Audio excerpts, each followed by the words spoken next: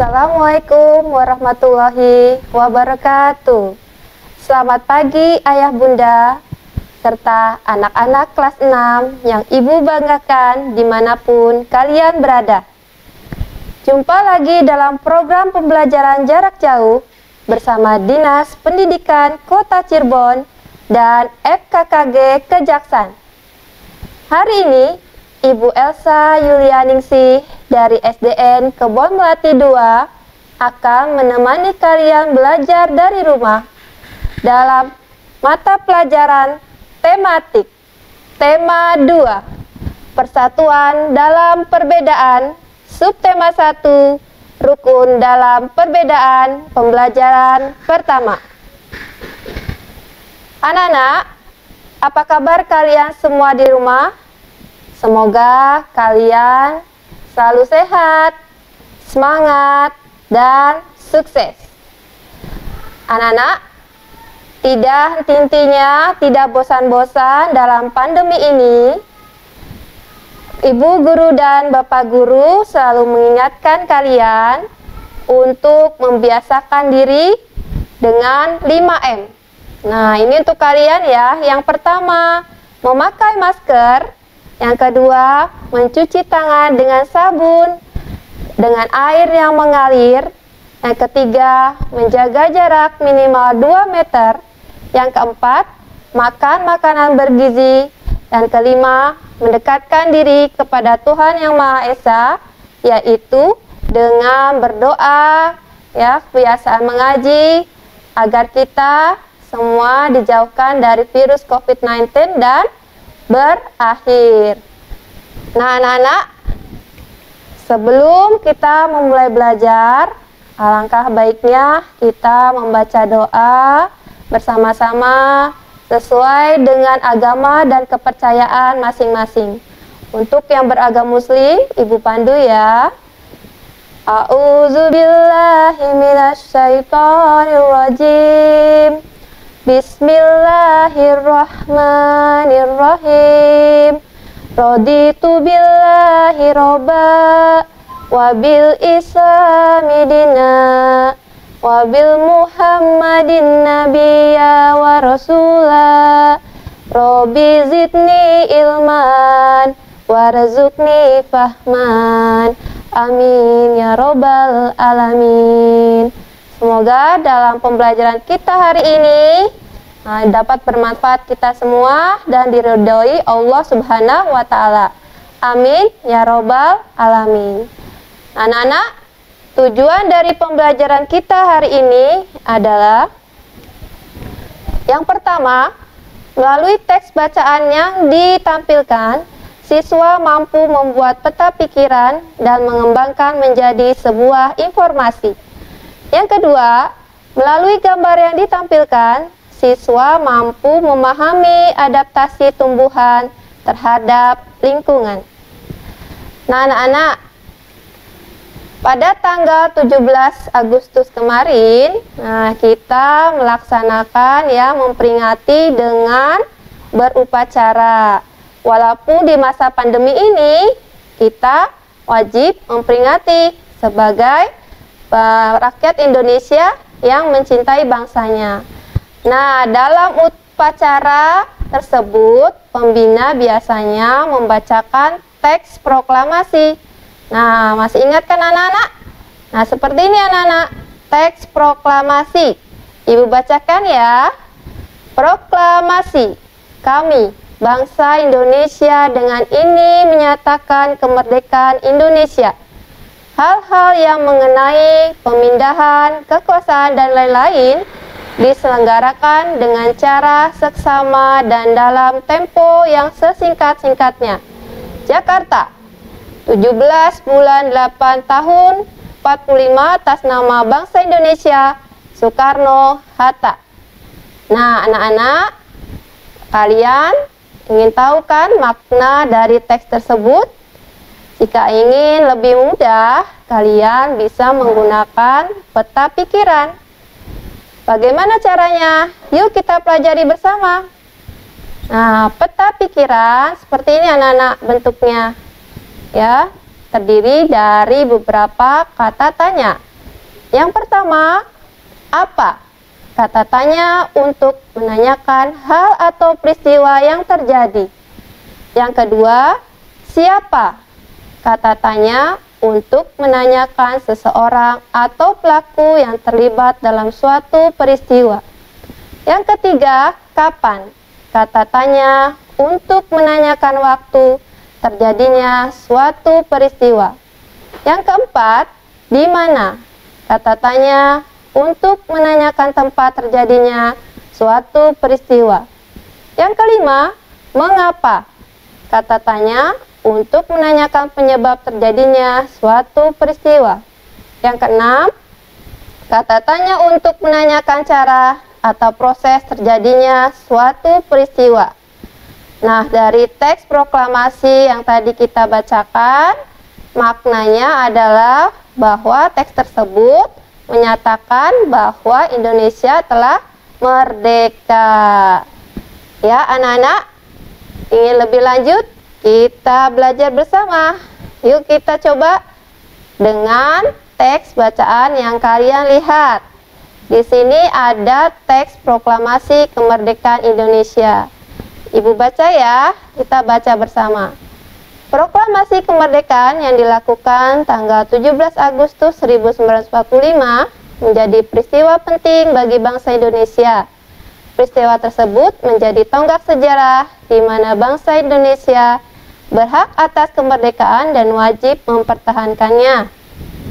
Diawali dengan dijatuhkannya bom atom oleh tentara Amerika Serikat pada tanggal 6 Agustus 1945 di kota Hiroshima dan pada tanggal 9 Agustus 1945 di kota Nagasaki. Jepang akhirnya menyerah kepada tentara sekutu. Peristiwa ini dijadikan kesempatan oleh bangsa Indonesia untuk segera membebaskan diri dari penjajahan bangsa Jepang.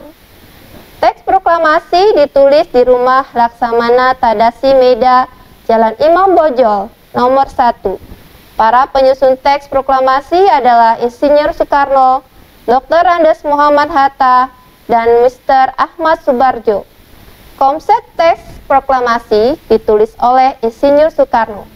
Saat itu hadir pula BMDA, Sayuti Melik, Soekarni, dan Sudiro.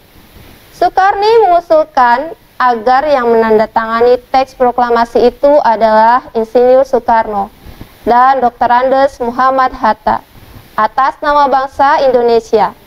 Teks proklamasi diketik oleh Sayuti Melik. Pagi harinya, 17 Agustus 1945, di kediaman Soekarno, Jalan Pegangsaan Timur, nomor 56, telah hadir antara lain Suwirjo, Wilopo, Gafar Pinggodigdo, Tabrani, dan Trimutri. Acara dimulai pada pukul 10.00 dengan pembacaan proklamasi oleh Soekarno dan disambung pidato singkat tanpa teks. Kemudian, bendera merah putih yang telah dijahit oleh Ibu Fatmawati dikibarkan. Nah, anak-anak, dengan adanya teks ini, kita coba untuk menerapkan melalui teks pikiran ya, peta pikiran, agar kita dapat mengetahui makna dan mengembangkan informasi. Yuk kita coba bersama. Nah, anak-anak, di sini sudah ada petanya.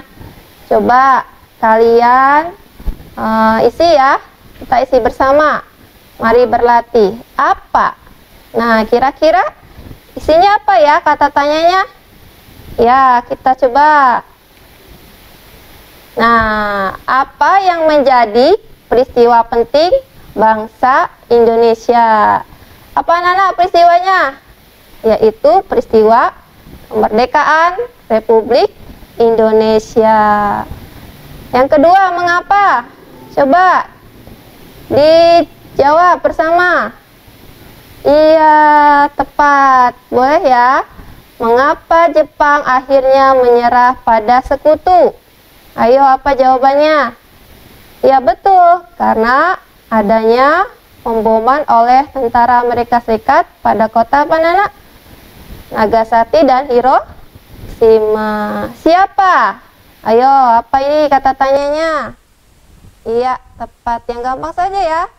Siapa yang membacakan teks proklamasi pada tanggal 17 Agustus 1945? Yaitu Insinyur Soekarno-Hatta. Selanjutnya, di mana? Di mana teks proklamasi ditulis? Ya, di Jalan Imam Bonjol nomor 1 di Rumah Laksamana Tadasi Meida. Sekarang kapan?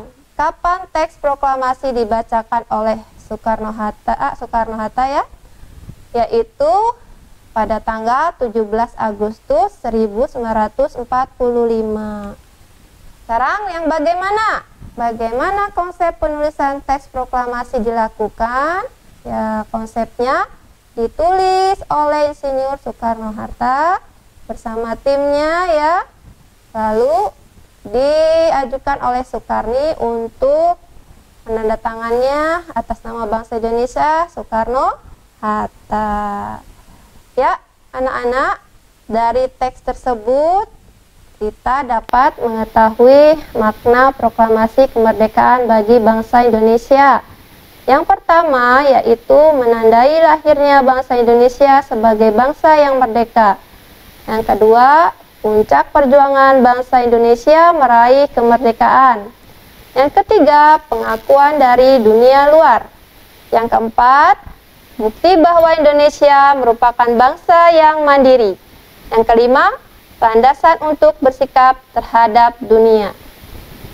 Anak-anak, perlu diketahui sebelum proklamasi kemerdekaan tercetus ya, seluruh rakyat Indonesia dari Sabang sampai Merauke itu tanpa memandang perbedaan bersatu padu untuk mencapai tujuan kemerdekaan Indonesia. Nah, hal itu dilaksanakan mereka saling beradaptasi. Seperti halnya tumbuhan anak-anak, mereka membutuhkan melakukan adaptasi untuk mempertahankan hidupnya.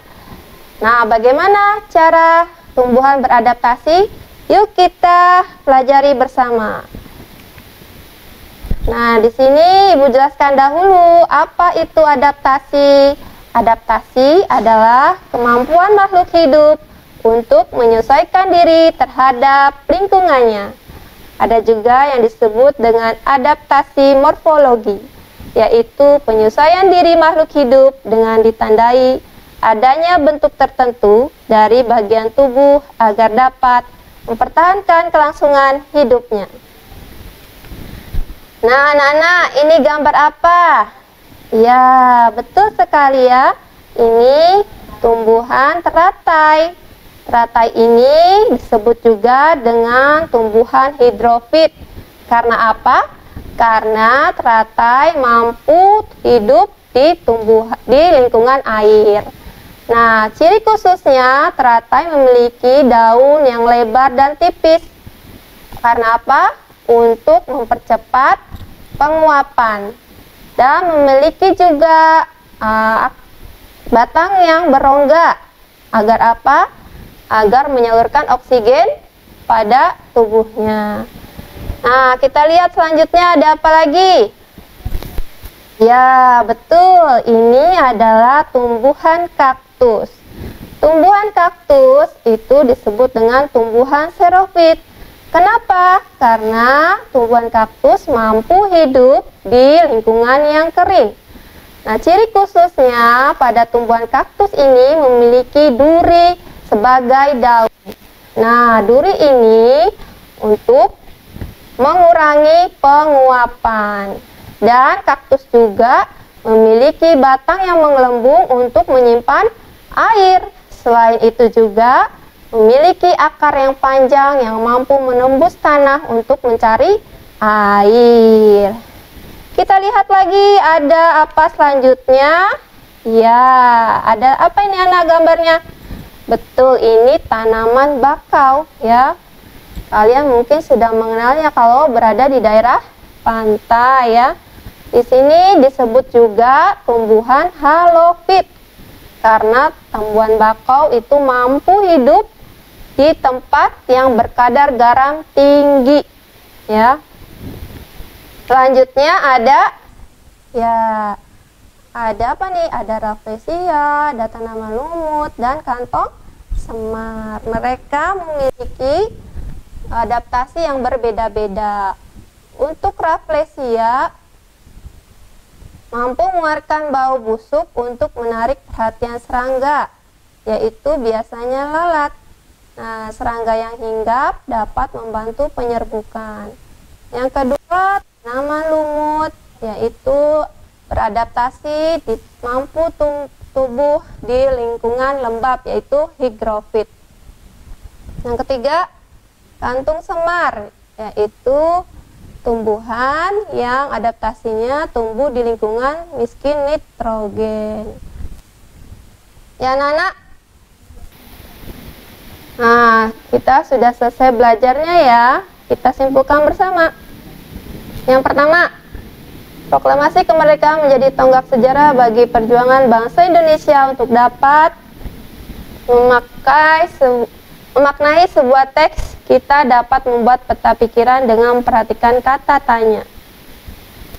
Yang kedua, seperti tumbuhan, manusia memiliki cara berbeda dalam beradaptasi. Perbedaan yang ada bukan untuk dipermasalahkan, namun untuk disyukuri. Anak-anak, demikianlah pembelajaran kita hari ini. Semoga pembelajaran kita hari ini bermanfaat untuk kalian semua. Ibu ucapkan terima kasih, sehat, semangat, dan sukses.